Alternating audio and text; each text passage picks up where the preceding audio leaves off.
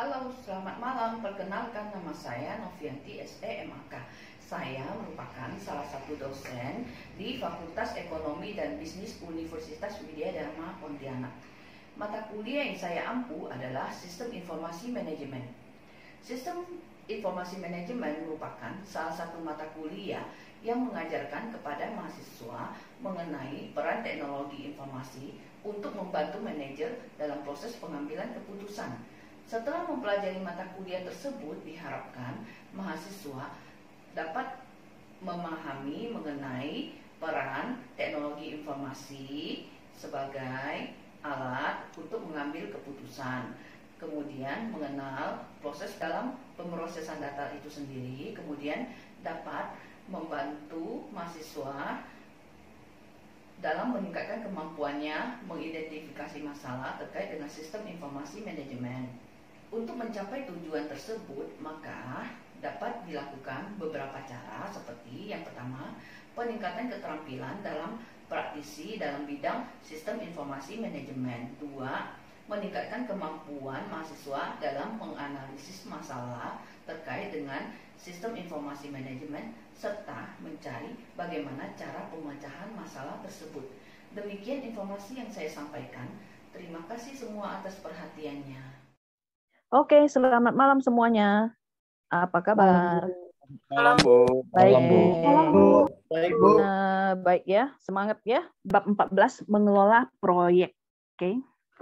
Manajemen perusahaan penting memperhatikan manajemen proyek agar semua proyek dan pekerjaan yang dikelola dapat berjalan dengan baik.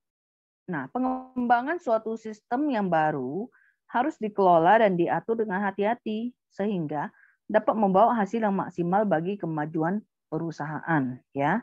Jadi suatu manajemen proyek itu penting ya bagi suatu perusahaan, ya. Apabila manajemen proyek itu tidak bisa dikelola, tentunya akan membawa kerugian bagi perusahaan tersebut, ya. Oleh sebab itu, dalam menangani suatu proyek dibutuhkan suatu manajemen, ya, yang tepat, nah, terkontrol, ya. Biasanya sih selain tim pelaksana ada tim pengawasnya, ya, untuk menjamin bahwa satu proyek itu bisa dikelola dan dijalankan serta diawasi dengan baik, ya. Apabila gagal tentunya berakibat fatal bagi perusahaan atau kerugian lah bagi perusahaan baik dari segi finansial dan sebagainya, ya. Oke. Di sini ada satu pertanyaan, ya. Menurut Anda, apa pentingnya manajemen proyek bagi suatu perusahaan? Dan apa saja hambatan-hambatannya yang harus diatasi? Oke, apa sih pentingnya manajemen proyek bagi perusahaan-perusahaan? Dan apa hambatannya? Ya, silakan bagi yang mau mencoba menjawab, memberikan pendapat apa saja pentingnya, kemudian hambatannya apa? Silakan ya. Saya, Bu, mau coba, Bu. Ya, silakan. Iya, ini dari yang saya rangkum atau menurut saya ya, Bu, ya. Ya, Stella ya, Jadi, silakan. ya, jadi menurut saya itu mengapa manajemen proyek itu menjadi hal penting? Karena yang pertama itu memperjelas perencanaan sehingga dalam proyek itu kita bisa mencapai sebuah proyek yang berhasil gitu. Jadi kita perlu ada tujuannya dan kita perlu ada merencanakannya. Jadi manajemen proyek itu ya memperjelas perencanaannya itu. Terus yang kedua itu mengoptimalkan potensi sumber dayanya, baik itu dari sumber daya pendanaan dan sebagainya. Dan juga selanjutnya itu meminimalisir resiko yang terjadi. Jadi dengan adanya manajemen proyek, jadi kita bisa meminimalisir resiko atau kerugian yang terjadi pada perusahaan. Lalu selanjutnya itu mengontrol proyek sebagai dasar acuan. Jadi dengan adanya manajemen proyek, sehingga kita tuh bisa punya dasar yang jelas gitu. Jadi kita sudah manajemenkan, sudah perencanakan, sehingga hal yang kita lakukan dalam proses proyeknya itu bisa kita terkontrol, bisa sesuai dengan yang direncanakan. Mungkin dari saya sih begitu. Oke, bagus Stella, jelas banget ya. Oke, yang lain juga dengar ya. Oke, nah Stella, selain itu kan tadi ada hambatan ya. Menurut Stella hambatannya apa? Tadi kan manfaat ya, semua yang dipaparkan Stella ya. Sudah cukup jelas ya. Nah, kalau hambatannya menurut Stella? Kalau hambatan menurut saya itu mungkin sumber daya yang tidak memenuhi, Bu. Misalkan contohnya itu dari pendanaannya, misalkan kayak dananya yang kurang, jadi kan akhirnya menjadi hambatan dalam manajemen proyeknya kan, Bu. Lalu waktu yang terlalu singkat juga jadi permasalahan. Jadi misalkan kayak kontrol dari waktunya juga perlu diperencanakan, jadi sehingga tidak menjadi hambatan selanjutnya gitu. Lalu selanjutnya mungkin komunikasi, Bu, komunikasi antar dari pimpinan, lalu juga pekerjanya juga perlu diperhatikan, jadi sehingga tidak menjadi hambatan. Jadi tidak terjadi miskomunikasi. Mungkin seperti itu. Jadi hambatannya dari segi biaya, segi waktu ya. Oke. Ya, Bu. Ada lagi tambahan mungkin Stella? Mungkin itu saja, Bu.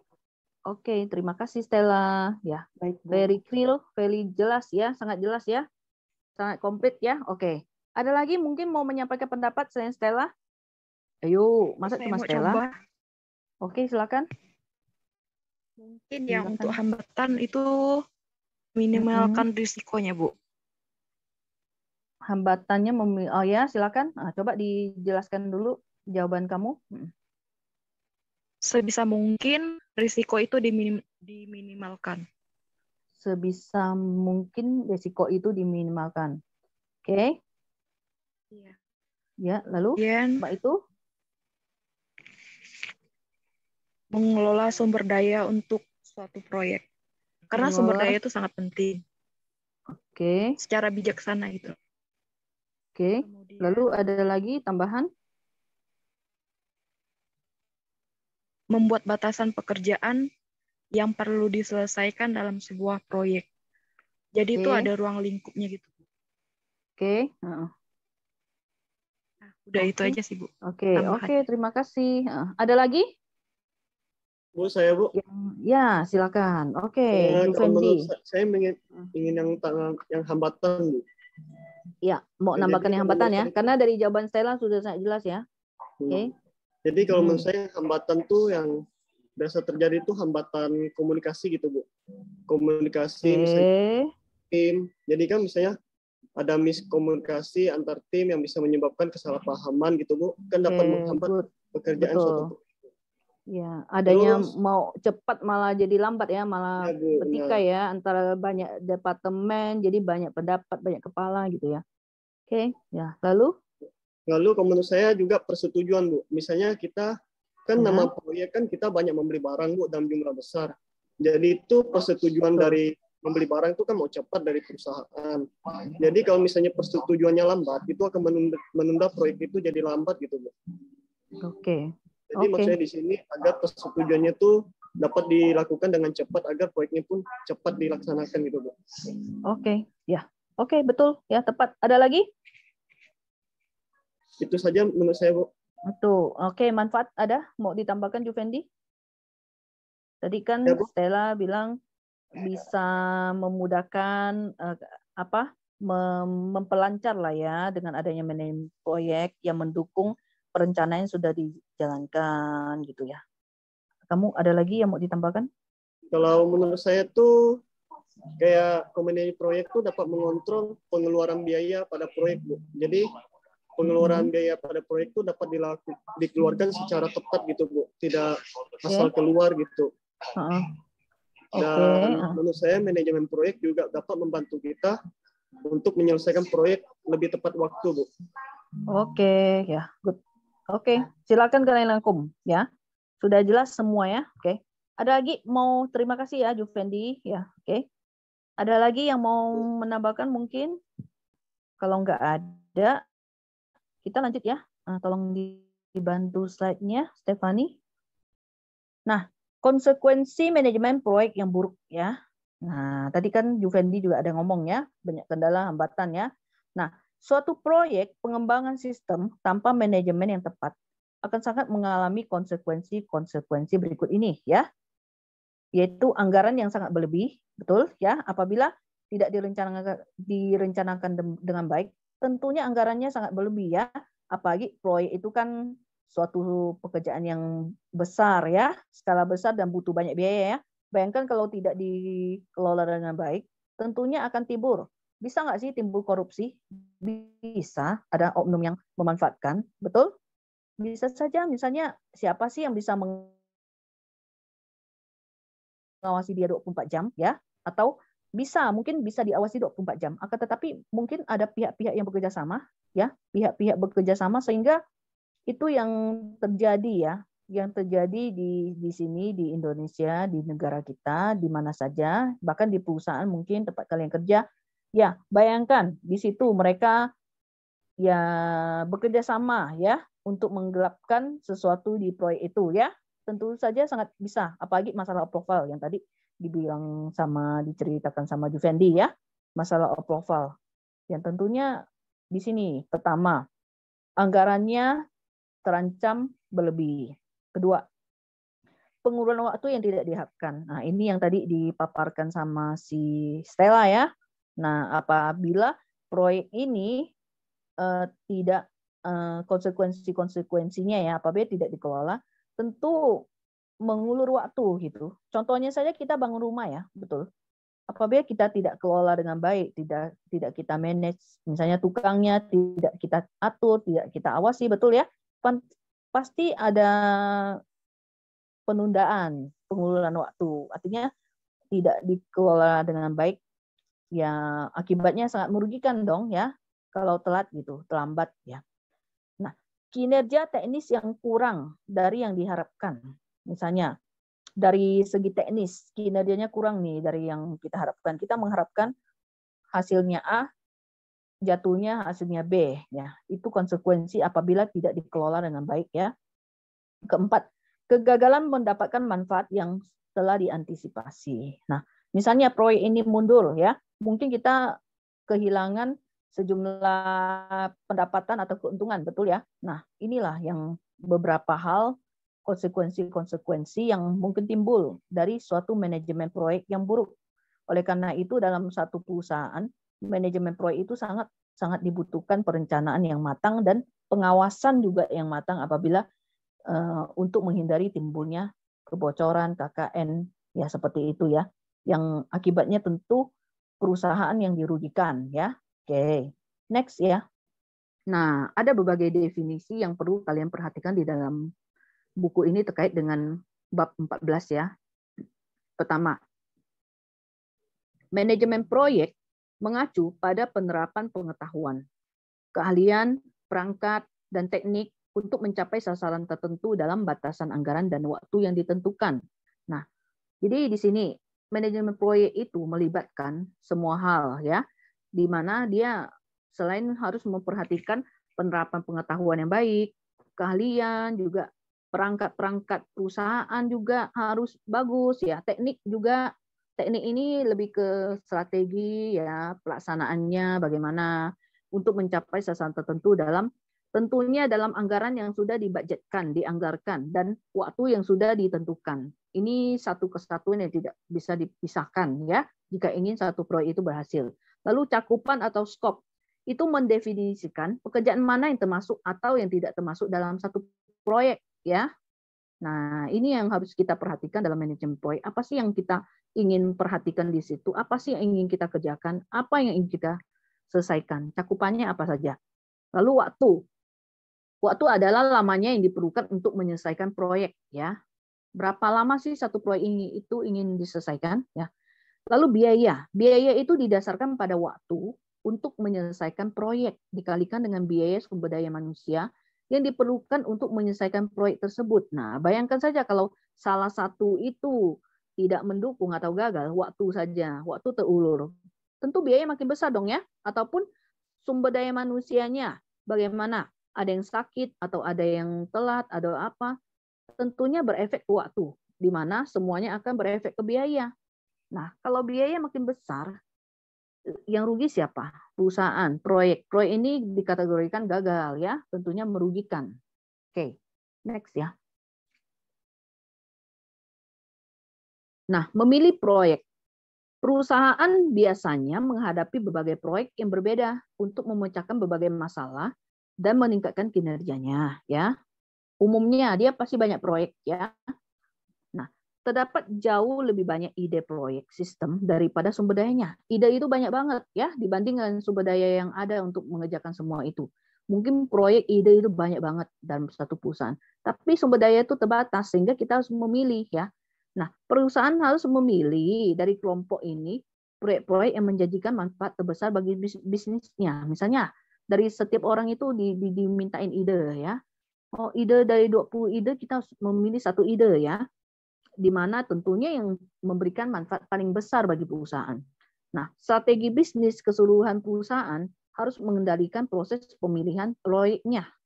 Nah, tentu saja ketika kita memilih satu proyek itu tentu harus diimbangi dengan strategi dong untuk menyelesaikannya ya.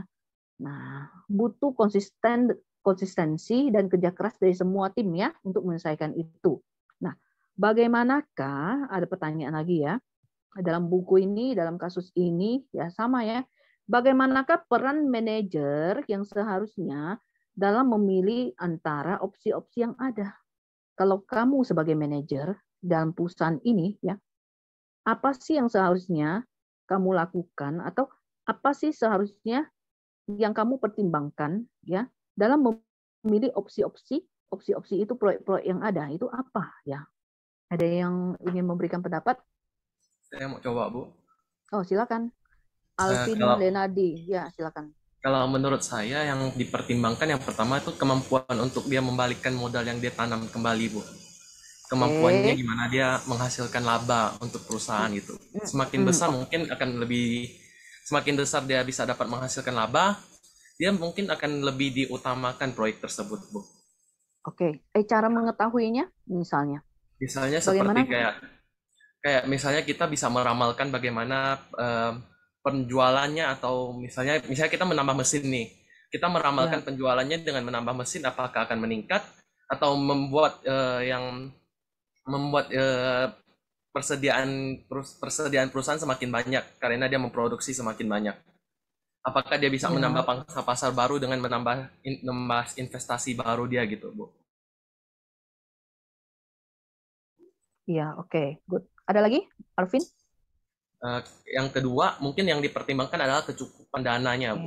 Apakah perusahaan bisa mendanai proyek tersebut dengan baik, misalnya sampai selesai atau tidak? Kalau misalnya dia memutuskan mendanai proyek tersebut sampai selesai, berarti dia harus menyiapkan dana tersebut terlebih dahulu, Bu.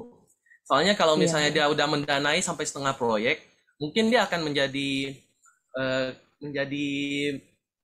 apa ya, kayak kerugian bagi perusahaan karena dia udah sampai setengah proyek terus dia nggak cukup dana, Bu. Iya, oke. Ada lagi, Alvin?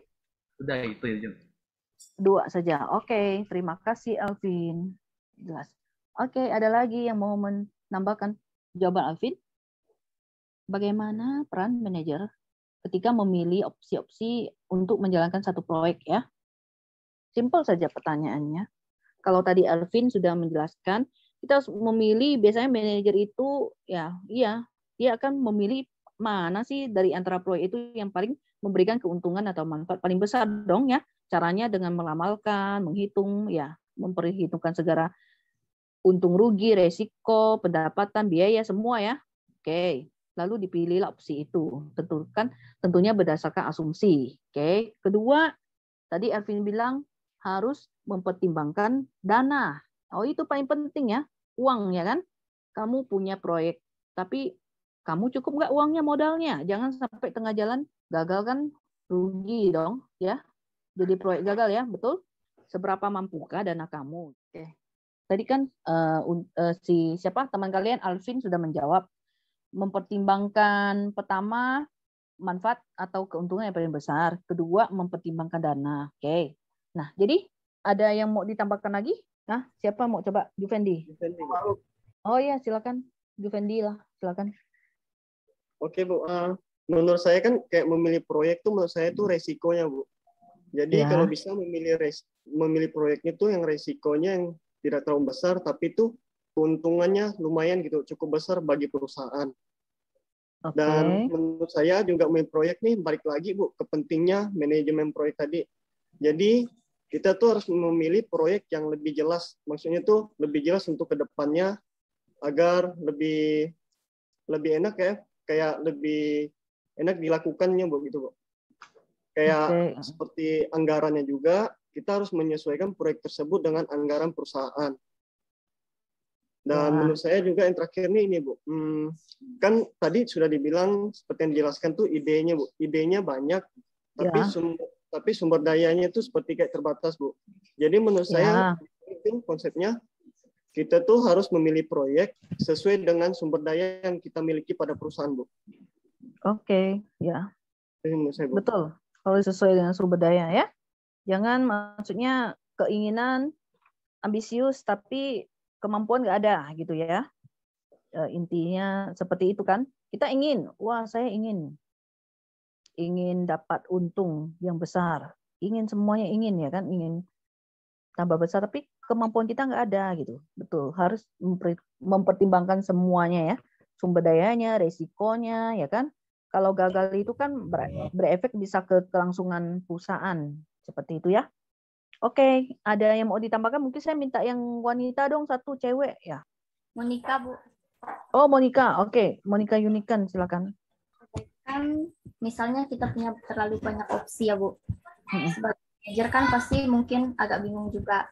Jadi menurut saya, kalau saya jadi manajer, saya akan membahas atau mendiskusikannya dengan yang lebih ahli gitu, Bu, di bidang proyek yang terkait. Untuk memilih opsi yang paling tepat dan ekonomis sesuai dengan sumber daya yang dimiliki perusahaan. Itu aja sih. Oke, Monica ya, terima kasih. Oke, mungkin ada. Saya kasih kesempatan satu orang lagi. Miracle ya, Miracle Samuel. Oke, silakan. Kalau menurut saya tuh yang harus diperhatikan lagi tuh selain dari profitnya yang besar, yang paling menguntungkan, itu harus diperhatikan juga jangka waktu pengembalian maksudnya jangka waktu return on investment. Jadi misalnya ada dua proyek berbeda kan, itu profitnya misal keuntungannya sama-sama misalnya 10 miliar. Kita juga harus perhatikan berapa jangka waktu. Ada yang 5 tahun, ada yang 10 tahun. Ya pasti kita harus ambil yang lebih cepat pengembaliannya agar perusahaan bisa mengelola lagi uang yang dikeluarkan sehingga bisa melakukan proyek lain lagi. Nah, yang kedua itu kerjasama dalam proyeknya. Biasa kan di proyek-proyek besar kan ada kerjasama dengan perusahaan tertentu kan, Bu. Nah, itu bisa dipilih lagi partner kerjasamanya itu mau yang seharusnya yang kita pilih itu lebih kompeten lah. Jadi nggak sembarang. Misalnya kita lihat latar belakang perusahaan partnernya dulu, apakah dia maksudnya proyek apa aja yang udah pernah diselesaikan mereka, jadi kita bisa pilih dengan lebih baik agar proyek kita tuh bisa lebih lancar. Oke, ya, good, ya. Sip, terima kasih Miracle. Ya, ada lagi yang mau menambahkan? Bu, saya mau bertanya boleh Bu? Oh boleh, silakan. Kalau bagusnya bagi suatu perusahaan itu, misalnya dia ada 2 buah proyek nih Bu. Misalnya kayak dengan proyek yang memiliki resiko yang lebih tinggi kan, dia memiliki bisa menghasilkan keuntungan yang lebih besar. Sedangkan proyek yang resikonya kecil, dia bisa menghasilkan keuntungan tuh lebih kecil dibanding yang resikonya tinggi Bu. Bagi suatu perusahaan selain resiko tersebut dipertimbangkan, apa lagi yang harus dipertimbangkan selain itu gitu Bu? Kalau misalnya ada 2 proyek tersebut. Oke, itu balik ke sebenarnya dalam satu perusahaan itu balik ke pemimpinnya ya. Ownernya ya, owner itu maunya bagaimana tipenya ya kan? Semua hal kan balik lagi ke keputusan manajemen ya. Apabila manajemen ingin ya kan banyak tipe kan, kayak kita investor misalnya investor saham, banyak tipenya dong ya kan. Nah sama kayak owner perusahaan, apa sih yang menjadi visi misi dia dalam satu perusahaan kan? Apakah dia ingin kalau dia pilih proyek paling besar ya resikonya, tentunya dengan keuntungan paling besar, tentu dia tahu resikonya. Semua dibutuhkan dana cukup besar, sumber daya yang paling penting kan, sumber daya yang kuat ya, yang bisa dia ini gitu. Tentunya dibutuhkan tidak sedikit tenaga, waktu, pikiran ya. Tentu dengan teknologi juga dong ya, harus didukung oleh IT ya kan. Pasti harus didukung sama teknologi IT sistem yang kuat juga ya. Nah, di sini dia sudah harus mempertimbangkan apa sih arah saya ke depan, mau dibawa ke apa, dan tentunya satu lagi modal yang kamu bilang kan. Modal kita seberapa besar? Sudah kuatkah misalnya tiba-tiba jatuh, kalau tiba-tiba tumbang proyeknya kan berakibat fatal ke satu perusahaan dong, satu kapal itu tenggelam ya kan. Nah, balik lagi ke manajemen perusahaan itu maunya seperti apa, kecuali dia didukung oleh modal yang kuat. Artinya ini tenggelam nggak apa-apa, bangkrut saya anggap pembelajaran. Kan ada pemilik perusahaan seperti itu. Tapi banyak sekali yang dikorbankan ya, kayak karyawan atau apa kan. Karyawan juga bukan hanya menghidupi dia, menghidupi keluarganya juga. Banyak ya, banyak faktor yang harus dipertimbangkan. Oke, terima kasih. Pertanyaan bagus, Alvin. Ada lagi yang mau tanya? Silakan ya. Nah, mengelola risiko proyek. Tingkat risiko atas proyek dipengaruhi oleh ukuran proyek, struktur proyek itu ya, dan tingkat keahlian teknis dari staf sistem informasi serta tim proyeknya ya. Nah, kita lihat ukuran proyek. Semakin besar proyek, maka akan semakin besar risikonya ya. Apakah dari risiko dari segala sisi finansial ya, banyak hal ya. Kemudian struktur proyek. Struktur proyek ini adalah beberapa proyek jauh lebih terstruktur daripada yang lainnya. Ya. Kebutuhan mereka jelas dan mudah, sehingga output dan proses dapat ditentukan dengan mudah. Nah, jadi struktur proyek itu ya biasanya antara satu proyek dengan proyek lain itu beda ya. Akan tetapi apabila makin terstruktur ya, makin terbentuk, tertangani dengan baik satu proyek, tentunya output dan proses itu bisa kalian tentukan dengan mudah ya. Jadi harus punya struktur yang fondasi yang kuat, yang bagus gitu ya. Lalu pengalaman dengan teknologi. Resiko suatu proyek akan meningkat jika tim proyek dan staf sistem informasi kekurangan keahlian teknis yang dibutuhkan ya, seperti itu. Oke, silakan kita diskusi aja mungkin ya dengan sisa waktu yang ada ya. Intinya bab 14 ini gampang ya dipahami ya, sudah bisa dipahami ya tentang bab 14. Ada pertanyaan mungkin? Ketua tingkat Hengki bagaimana? Diam saja. Hengki? Aman, Bu. Aman. Jelas, Hengki. Mengelola proyek jelas. Ada yang mau ditanyakan? Nggak ada, Bu. Jelas. Nggak ada, jelas ya. Oke. Tidak ini ya. Jelas ya, nggak terlalu banyak ya kan sebenarnya. Poin-poinnya ya. Stella ada yang mau ditanyakan? Ada, Bu. Belum ada, Bu. Jelas ya. Ada ya. Stella sih sudah oke lah. Saya yakin lah. Stella paham ya kan. Clear. Jawabannya komplit biasanya ya. Lalu Christina. Ya, Bu. Christina bagaimana? Ada pertanyaan? Jelas? Jelas, Bu. Jelas. Christina coba simpulkan. Apa yang sudah kamu dapat di bab 14? Saya bab 14 ini materi manajemen proyek itu sangat penting bagi perusahaan, Bu. Setelah disampaikan tadi itu dapat disimpulkan bahwa dengan adanya manajemen proyek dalam suatu perusahaan itu kita dapat meramalkan biaya, waktu maupun kualitas ataupun risiko-risiko yang akan terjadi dalam merencanakan suatu proyek dalam suatu perusahaan. Oke. Ada lagi tambahan, Christina? Menurut saya sudah cukup. Sudah cukup. Oke. Ya. Oke, yang lain? Apakah ada pertanyaan? Sudah jelas dengan bab 14 mengelola proyek? Sudah, Bu. Sudah ya. Oke, kalau misalnya sudah ya. Mungkin sebentar lagi kita akhiri. Nanti kalau ada pertanyaan boleh kalian list down semua. Mau baik dari bab 1 maupun bab 15 ya. Nanti bahan-bahan kita diskusi ya. Nah, nanti kalian boleh tanya juga di grup ya. Oke, seperti itu ya. Sementara ya. Oke, nggak ada lagi yang mau tanyakan? Benar? Jelas? Belum ada, Bu. Kalau sudah jelas, kita akhiri sampai di sini. Oke? Terima kasih semuanya. Selamat malam. Sampai jumpa. Terima kasih, Bu. Selamat malam. Terima kasih, Bu. Selamat malam.